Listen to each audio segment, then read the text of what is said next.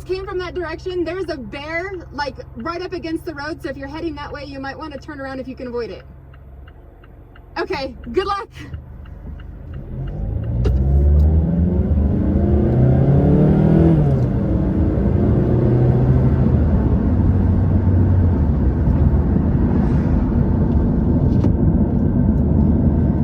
So now we're just gonna go find the bear, see if he's still chilling, because why not?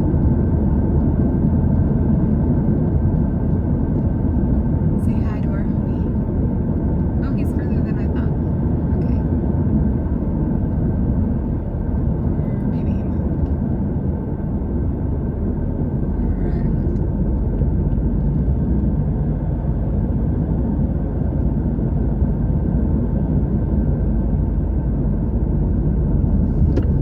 So yeah, we'll turn around because I'm not finding him again, and I don't remember him being that far away from her. But you know, time flies. All right, so moving on.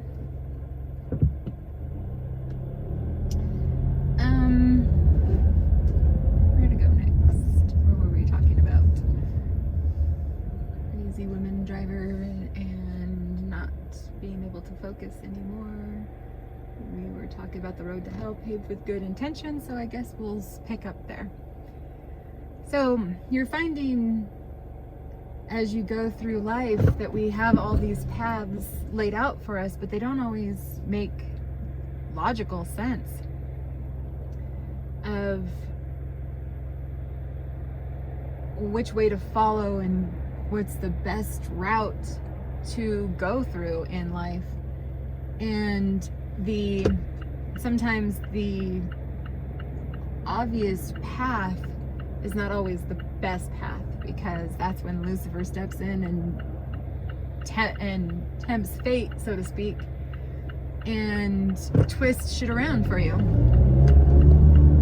and changes what you thought to be a good path to a not so good path anymore. And as I mentioned, that's really what I see now in my life. As I go through life, I see more and more of, wow, that was an interesting twist, and what would have happened, the what if I had chose the other path.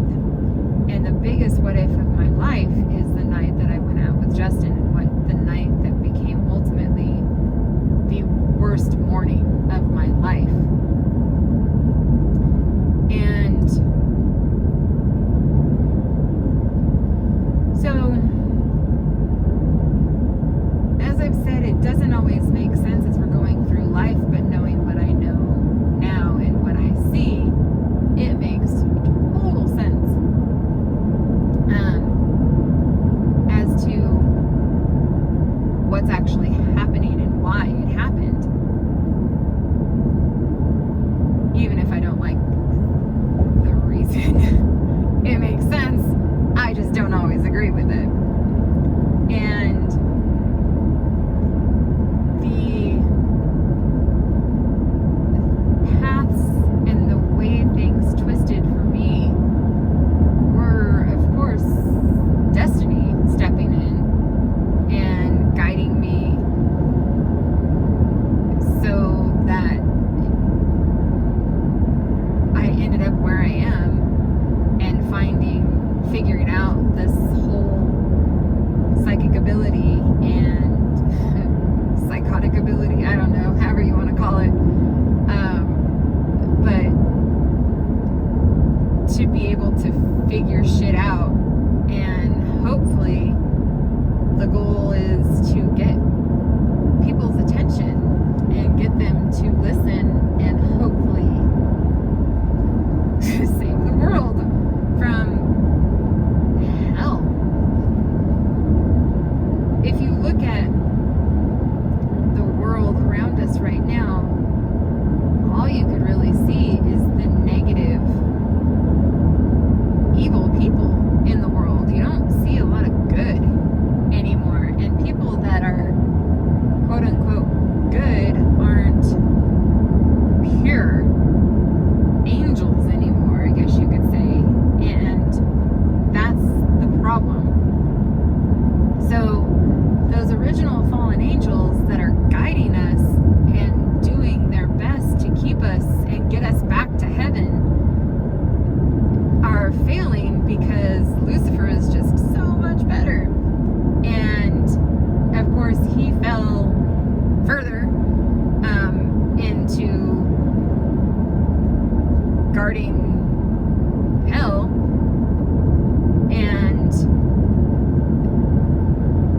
So his job was, the way he saw it,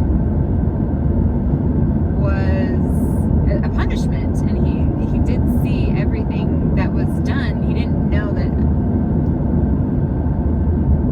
others loved him enough to go with him and didn't quite make it to hell, but still fell and became essentially people. And that's what started human life. Kind of. There's, of course, the female aspect when Adam and Eve kind of, when Eve joined the picture, so to speak, that was why.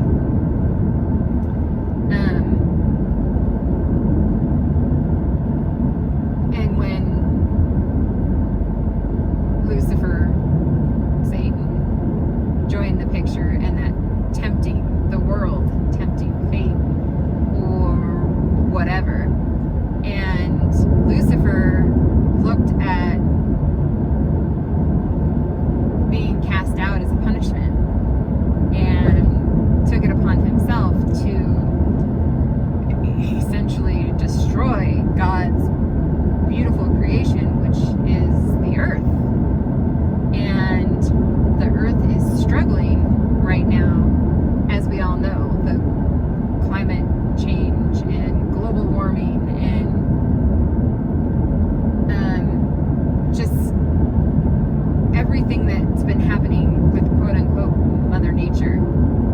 And as we drive around Lake Tahoe, there's a perfect example of how Mother Nature is struggling when you look at the trees. So kind of pay attention to that part of it, and you can see there's so many trees with the poor forestry management that the trees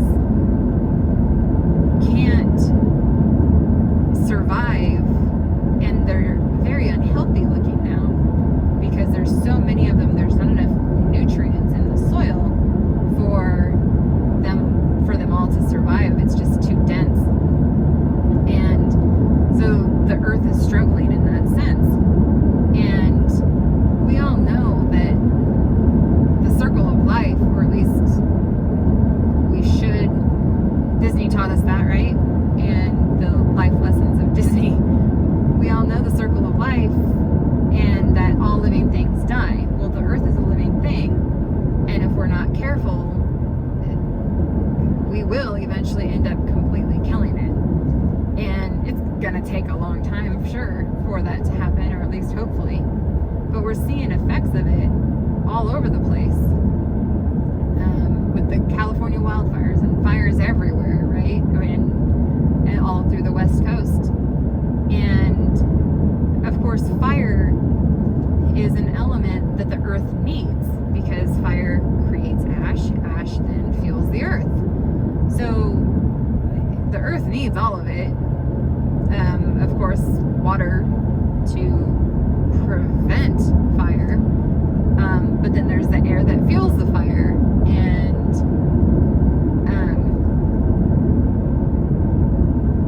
what am I missing? There's one more. Crap. Why can't I think?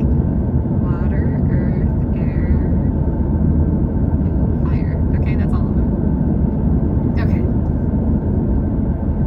And so all of those elements do work together, and essentially the astrology behind it kind of kicks in. And that's something else that I've most recently seen, how people are guided by their element of, in my case, fire, because I'm a Sagittarius. And so when I look at my own element, I look at, it makes, again, astrology makes so much sense to me in my life now. It didn't always make as much sense to me, but when my middle child was born, she's a Scorpio and a water sign, and she and I butt heads the most. But as a family unit, when you add my other children into it, we have air, and we have the Aquarius, the water carrier. And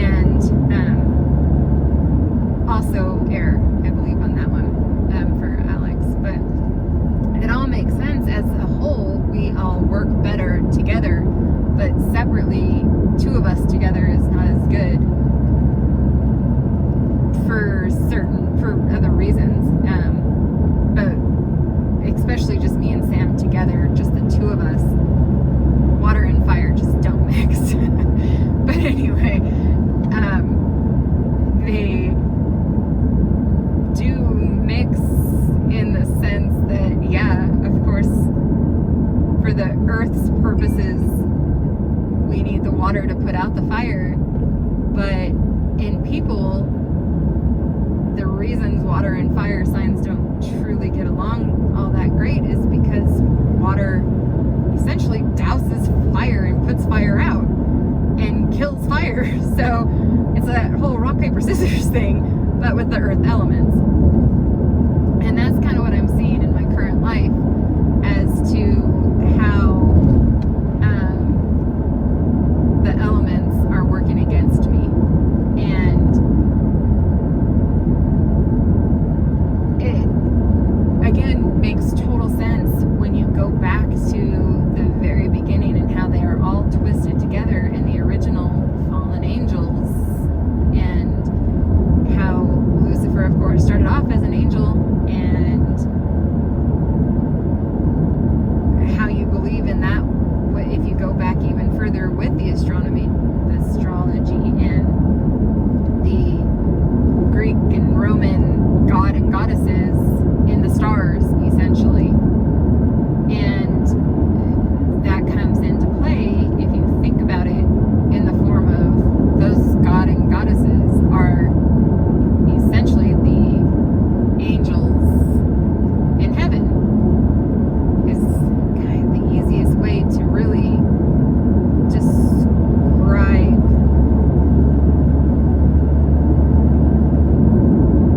how it works. When people say, you know, our loved ones are in heaven looking down on us, well, yeah, they're essentially in the stars. Like Mufasa said, go figure. And it's not just my watching too much Disney. I mean, yeah, it might be that too, but yeah, I'm just a kid at heart. But it really is stuff that recently my abilities have shown me in different ways, but then I always twist it into the ways that I can comprehend it, and it makes sense, and it's kind of funny actually, because then I say, oh, so when I talk about The Sims, I say, so, oh, okay, so the way that it works is my guardian angel, or guardian angels, or spirits, or God, essentially, as well, is like playing The Sims. And I've thought about that ever since I actually played The Sims, fucking 10 years ago-ish, maybe more, when I played it the most. And when Sims 1 first came out, and SimCity before that. But I always thought of it as that truly that was how I always thought of God. You know, my entire life I was never religious. Religion was not really ever talked about in my family and in my household. But I always believed that there was something else out there, some higher power, quote unquote, which is why I refer to him as Mr. Higher Power instead of God, because I never believed in God the way people typically believe. And so I didn't believe in the Bible. I still don't. And I don't believe in church. And so I'm very different when it comes to organized religion. I don't believe the same way that other people do. But again, that was the way that I looked at it, was the way is like playing The Sims. Is you're God and you're controlling people's lives. And so I've always thought about it as when I do things in life that I question, I always think about, is there someone watching me do this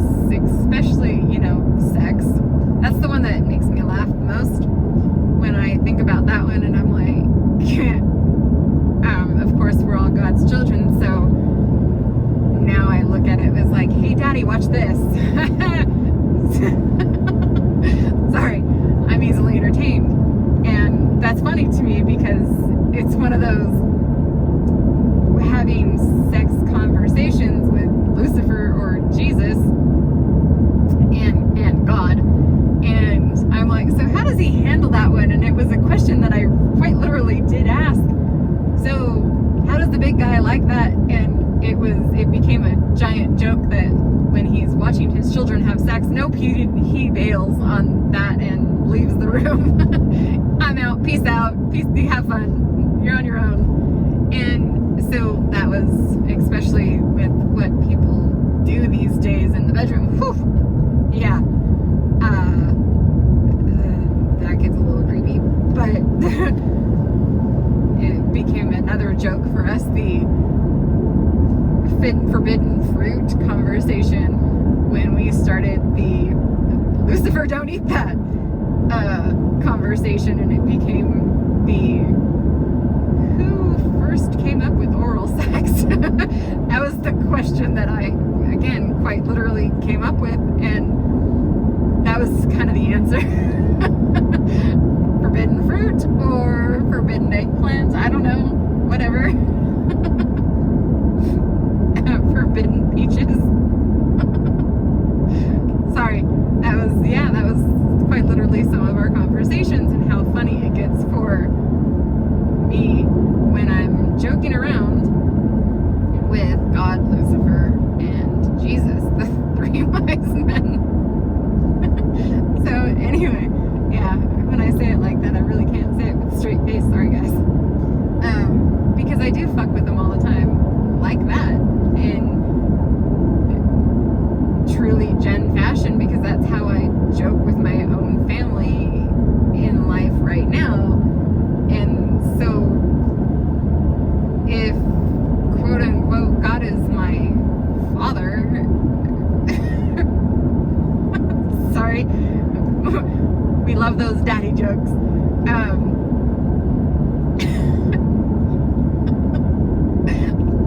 Sorry. Yeah, I'm getting dad jokes.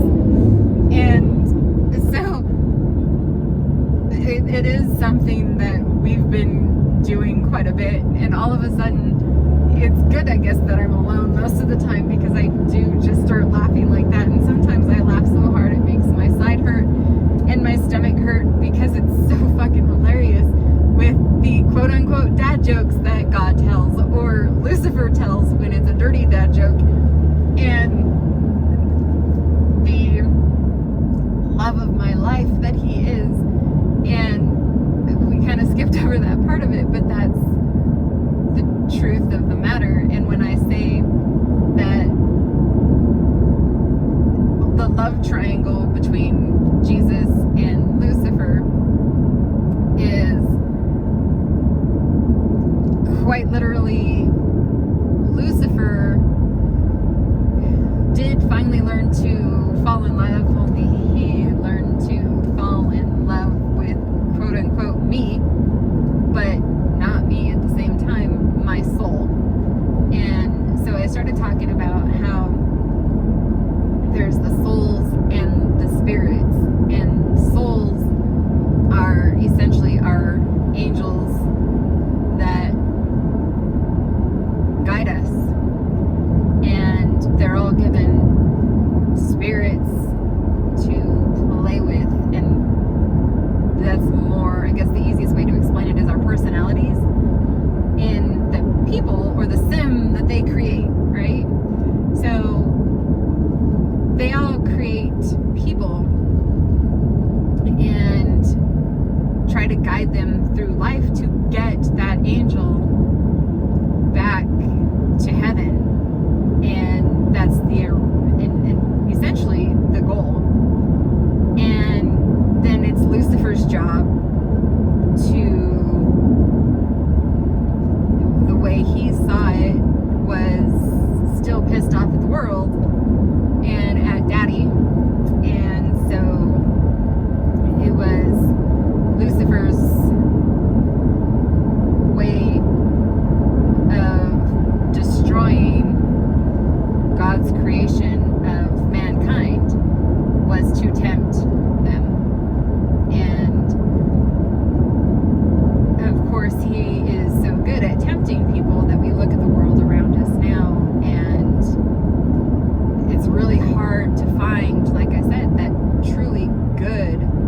person in the world. And so in comes me and Jesus, fucking forever ago.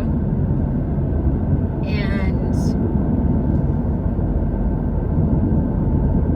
we were put on the earth to try to bring good back into the world. And that's where it gets to the point where I don't, that part's far-fetched for me when we get to that part of the story, because do I believe that I'm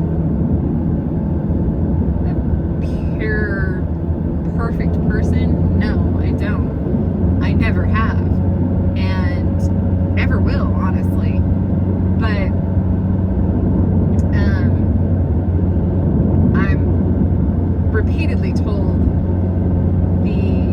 that we're all perfect in God's eyes, and that those religious Bible-y type things, and that's not necessarily true, because right now God looks at mankind and is truly disappointed in what we've become. But at the same time, it was God's plan to try, I guess, Lucifer's lesson of try to get him to learn how to love. And it worked. It just took a really fucking long time. so and there's, of course, the time gap between Jesus and when Lucifer originally fell and all of that fun stuff. There are still, questions that I have at that point. It doesn't all make sense. And eventually it will, but I'm told that the reason I forget about Jesus the most is because my soul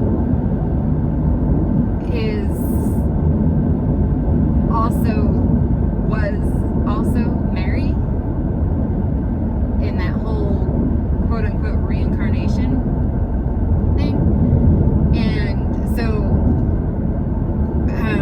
when Jesus first came into joining our conversation, because originally it just started with God and Satan, and then the P.S., oh yeah, that guy. Who?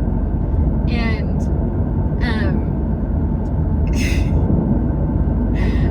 sorry, the dad jokes coming in there, and I do tend to joke about Jesus' name and how Lucifer's name for that matter, and what the hell were you thinking, God? Where'd you come up with these names for your children?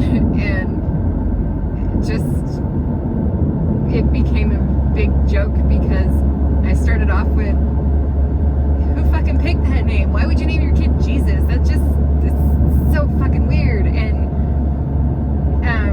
of course then we get into the other archangels and their names, and I'm like, how the fuck do you pronounce that one? And what, do you just have a thing about adding IEL for the end of each name so that you can create another name? And it just became me giving God a hard time for his naming ability of his children. And that was kind of when I was told, well, okay, in a past life your soul was Mary, so that's on you, you're the one who named him. I'm like, nope, I wouldn't pick that one. And so then of course they throw Brian back into my face, and they're like, oh yeah, Brian, huh? And that is what Samantha's name, my middle child, what her name would have been if she was a boy. It was Brian. And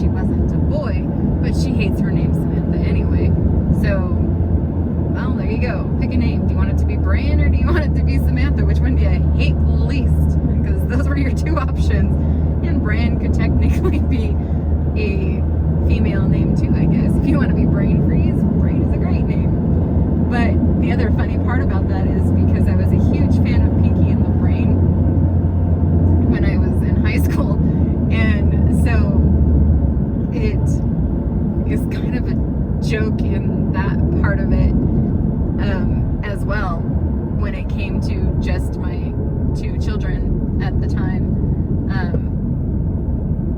that I could literally have my pinky in my brain, and so yeah, it was just a lot of fun essentially when it came time to name Samantha, because I was the only one who had an input at that point. Right now, just a distraction on the drive. If you look at the road kind of in front of us, I guess I can't get us the clear view of the other side, but there's a cliff on each side of us. This is my favorite part of the drive, because you can see the lake pretty much all over the place when we're looking at it, and it's so beautiful from being up this high and looking down on the lake. And then you have the fun little curves that are coming up right here, where the 10 miles per hour bullshit that are even more fun, because the road quite literally vanishes if you're going super fast. Look out, pay attention. Or if your brakes give out, I guess that house that's right on the other edge of that first turn, whew, not a good place to build a house, but I'm guessing there have never been problems. But anyway, what do I know? So continuing on with our crazy drive. If I get it to turn a little bit without it jiggling too much, so you can kind of see the road a little bit more of what's in front of us. Nope, apparently that's not going to work with those crazy 10-mile-an-hour U-turns. So anyway, that's the story, a little bit of how I enjoy joking around with the three wise men in my life, and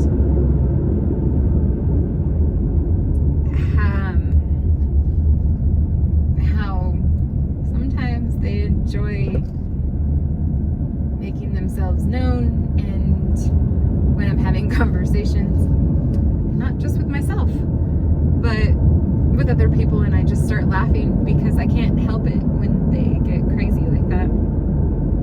And yep, that makes me look insane, I get it, but nobody ever saw that side of shit before having me committed, so that was pretty funny too. If only they knew what happens now in my head. But I mentioned, that they had me committed because everybody seems to think that they know what goes on in my head better than I do, and called it crazy and labeled it as, like I said, everything but what it truly was with the psychic abilities. But oh well, I'm still trying to figure out how to untangle that infinite hell loop that's stuck in with my family life. It is stuck, and it doesn't matter what path I choose for myself and what I want to happen, or the road that I am trying to follow. It truly doesn't matter, because of the lies that were told about me, and that label essentially that I was given of batshit crazy. I can't get rid of that label without someone admitting that, yeah, these are things that have happened my entire life. Why is it an issue now? And the only thing that has truly changed in my life is that I found God, or He found me, or He made Himself known in my life. And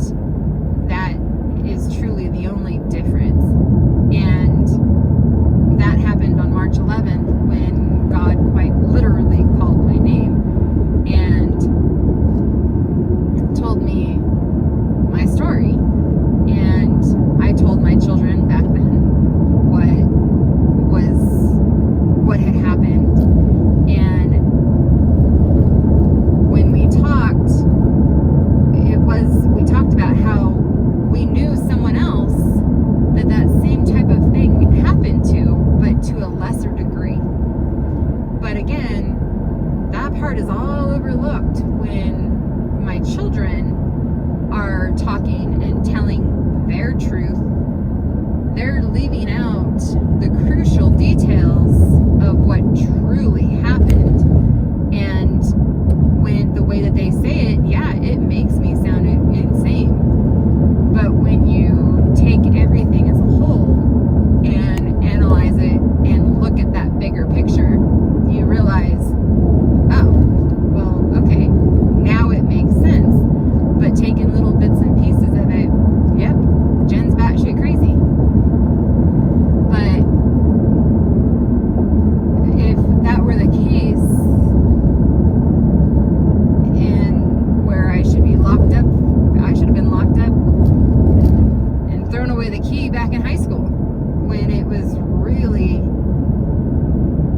apparent of what was happening to me, even though I didn't know, like I said, didn't know why and what to call it.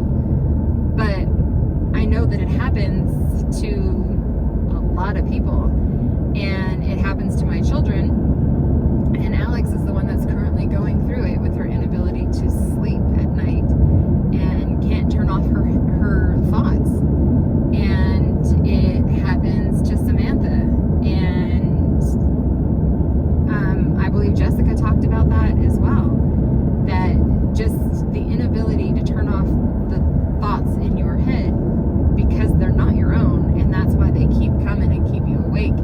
And until you basically tell them, shut the fuck up, I want to sleep, let me sleep, make me sleep, knock me out, and tell them to go away. And then you might actually get to sleep. But my spirits or guardian angels and stuff like that, they're also known for waking me up at 3 o'clock in the morning because that's a fun time for them. And of course, that's known in some circles as the witching hour. And so it makes sense, but I've had friends wake me up at 3 o'clock in the morning for pretty much as long as I can remember.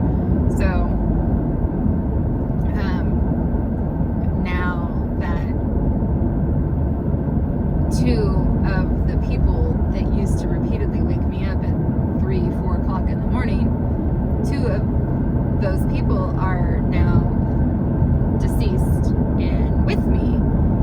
Their spirits are the ones who enjoy still waking me up and making sure that I stay awake and I'm awake at 3 o'clock in the morning for their witching hour, because that is when truly they are the most active and when I started picking them up the most.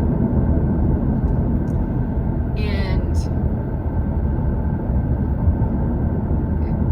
it's, like I said, the whole thing is just kind of hard to explain the story of the twists and turns and the knowledge behind it, because it is so weird and far-fetched too when I say Lucifer is my guardian angel. And trust me, I've had a hard time with that one. And I just have to keep reminding myself, or he keeps reminding me, yeah, but did you die? And type of thing, as I sit and I replay everything that has happened in my life. And I kind of try to figure out, why the fuck would you do that to me? Why would you shoot me, for example? I was shot with a shotgun in high school. Why would you do that to me? And it was well, it wasn't just me, and I'm not the only one to blame, you know. There are 3 of us here, and God likes to throw some curveballs at me and see how I'll handle it and how I can keep you alive at that guardian angel moment and truly test Lucifer. Only Lucifer didn't know it so much that it was truly a test. But he knew some of it, because Lucifer was also sent to Earth again to actually live in a spirit form, and that was actually Justin.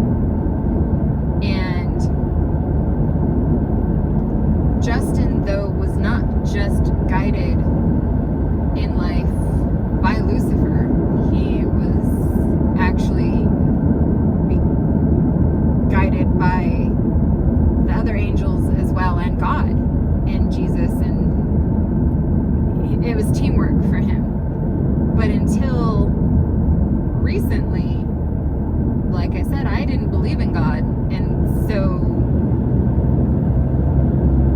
it was more of the God playing God.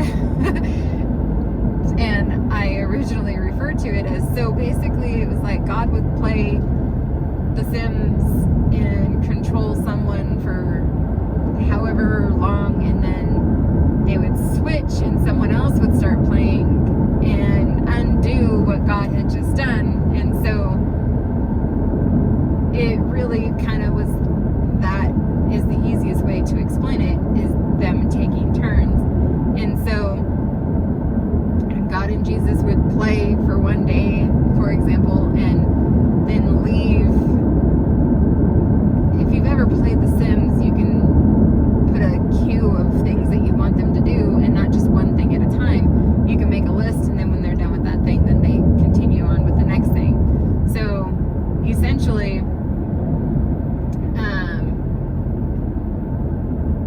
when you look at it that way, God plans out the course of everything, but then Lucifer is that free will temptation, so to speak, to get you to do your own thing.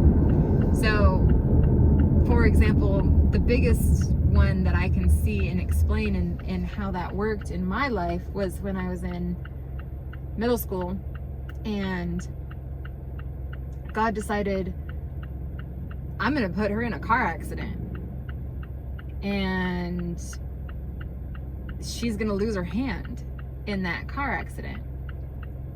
And that's something that I saw, I guess you could say, a vision of after the accident. It was something that I had seen of, oh my God, if that happened,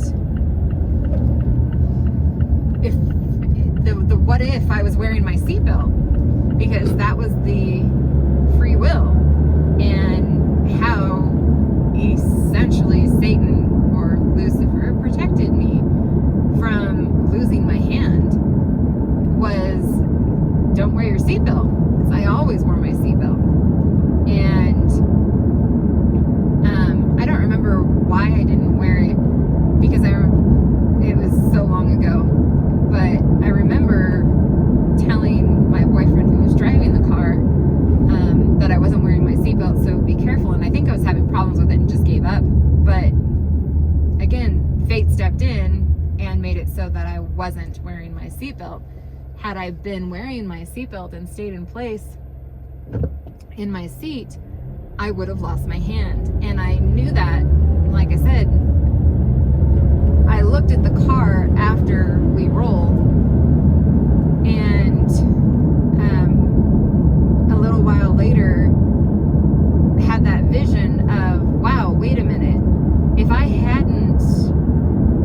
had been buckled in my seat and stayed in my seat, I would have lost my hand, because essentially when the car rolled, we had the oh shit handle, and he was losing control, and of course of the car, and he knew it, and the oh shit came out, and I reached up and grabbed, quote unquote, the oh shit handle to brace myself, because I knew it was going to happen. And in the case, his car was a Baja Bug, and the oh shit handle was the roll cage, and that is truly what saved us the most. If you're going to be in a car accident, in a rollover car accident, be in a car that has a roll cage.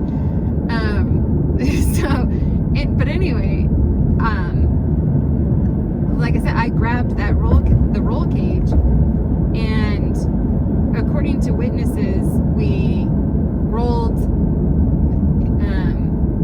side over side, and then gained about 10 feet in the air and came down hard on the engine block, spun around and did a 180 on the engine block, and then ended up actually in a parking lot, parked perfectly in a parking space. So when my friends who were driving shortly behind us, they were just far enough back that they didn't see anything that happened. And when they passed us, they just continued on, because they thought we pulled over for whatever reason, and they didn't stop to check on us, but they couldn't tell there was anything wrong because, of course, of the roll cage, you couldn't see any damage to the vehicle for the most part. And yeah, it just looked like we had parked as they drove by. And they went back to school, and plus if they didn't get back to school when they, at that time, they were going to be late, because that's why he was driving fast. And so in the accident, because I wasn't wearing my seatbelt, I ended up in the quote-unquote back seat, straddling the seat that I was in. And if you've ever been in a ball hug, or at least in his, there was no real back seat. I was just back with the engine, because the engine is in the rear. And I was covered in gasoline and blood and Coca-Cola, because I had taken my Coke from the pizza place that we were at, and it didn't have a lid, and I hadn't finished drinking it, so I just took it with us. And yeah, ended up, of course, covered in that Coke and blood. And at the point when it first, after the accident, I didn't know it was my blood even, but I thought it was, when I first saw the blood, I thought it was, I saw it on my boyfriend, and so I thought it was his blood, and said, "Oh my God, you're bleeding," and was told, "No, that's you." And it was just a little tiny cut in my elbow that ultimately also had gravel in it, and that was a fun experience of getting gravel picked out of my elbow. But ultimately, that was the only thing that was wrong, is a cut that took a couple stitches in my elbow, and I was covered in bruises, and I hurt, and it sucked because it was just a few days before prom.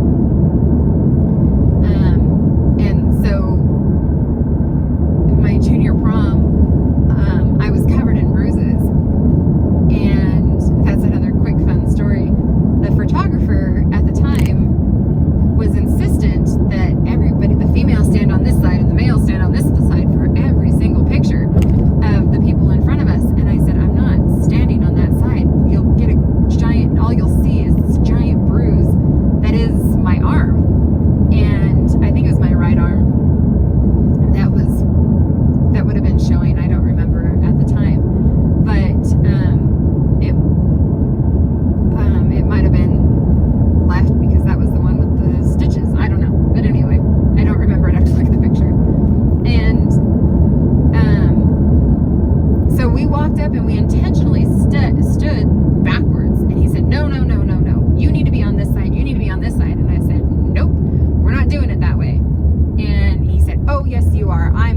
And he was really adamant, and I said, "Look, do you want a picture of that?" And I showed him my arm, and he's like, "You stand on this side and you stand on this side," again pointing us to the way that we were already standing. And he instantly agreed once I showed him how disgusting my arm looked at that point in time, because it really was just one giant bruise that was my entire upper arm, and the whole bicep area was just covered. And it was ultimately shaped in the headrest, or the seat, I guess it was more headrest of the seat, that I just hit it that hard. But like I said, when I go back and I look at it, if I had stayed where I was, my hand would have been stuck and crushed in between the hood of the car and the roll cage. So I would much rather have had a few bruises and a cut in my elbow than to have lost, I don't know how much of my hand at that point in time, if it would have been just fingers or whatever, but yeah, my right hand would have been a mess. And like I said, I saw that pretty clearly after the fact, and still to this day, the vision has gotten stronger of what it would have looked like, and it is not pretty from what I ultimately see of what they had intended to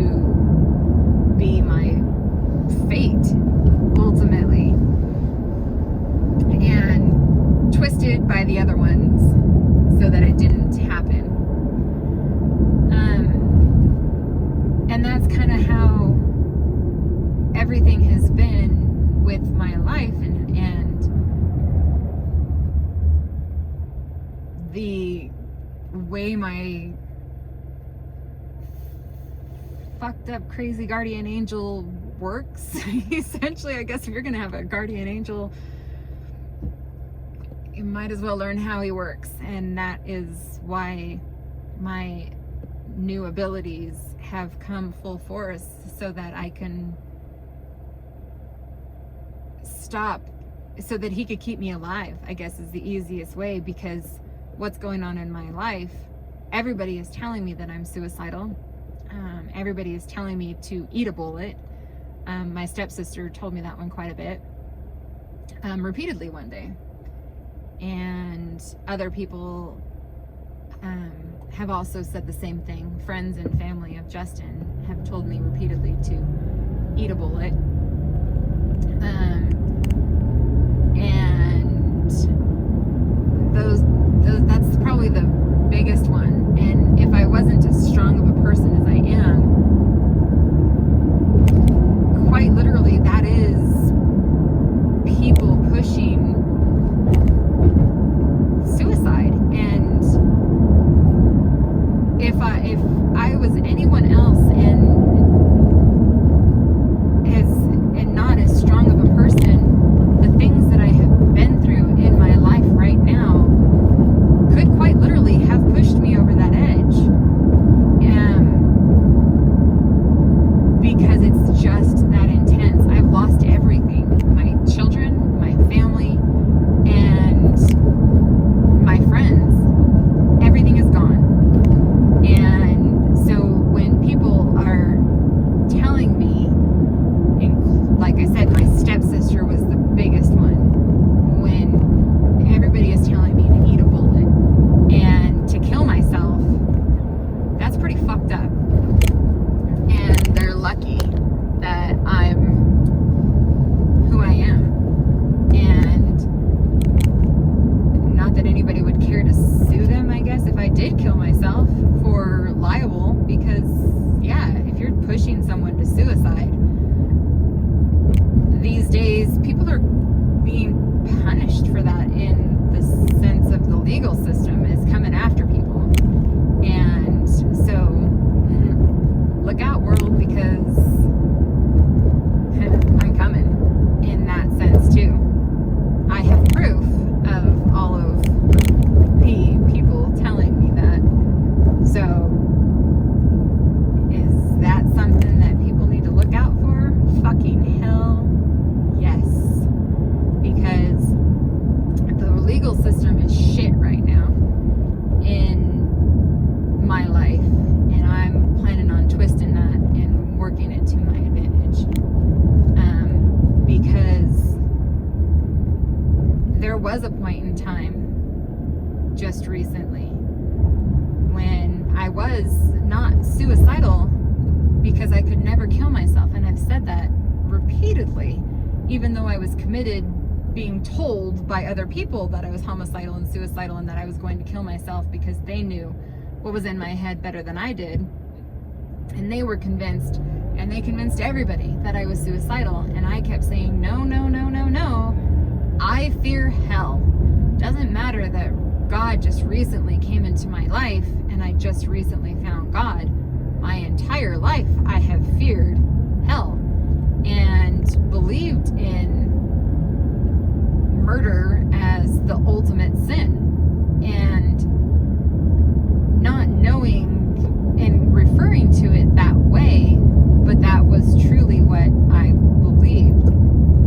And so when I say that I believe in hell and murder is a sin, to me what that means is, if I were to kill myself, that's one soul on my soul and eternity of torture, right?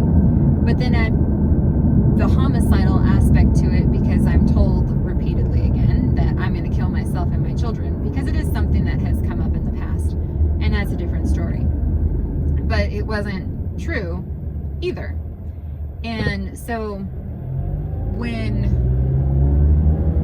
we talk about my life and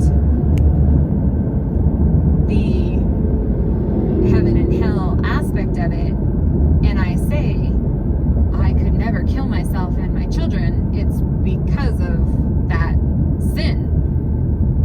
And that's the best way, I guess, to put it, because even though I didn't believe in God, I still believed that murder was a bad thing, and that for the 4 souls, essentially mine and my 3 children, on my 1 soul would be a severe amount of torture from Lucifer himself that I did not want to deal with.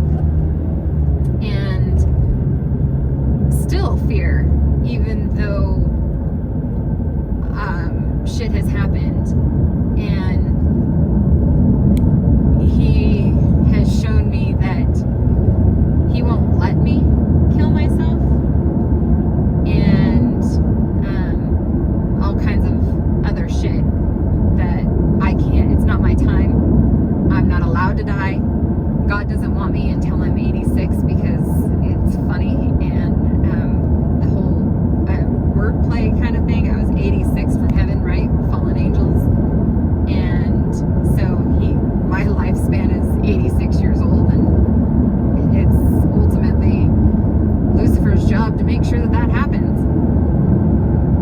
And so again, it's a funny stuff that we've been talking about.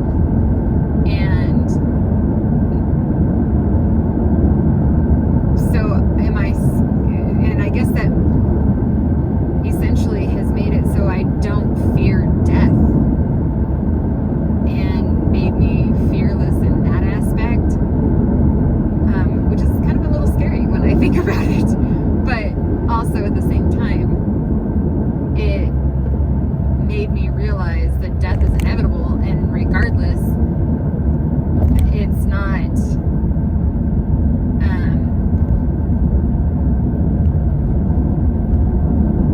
it's not something that we can control. And so again, I was told that God doesn't want me until I'm 86, and so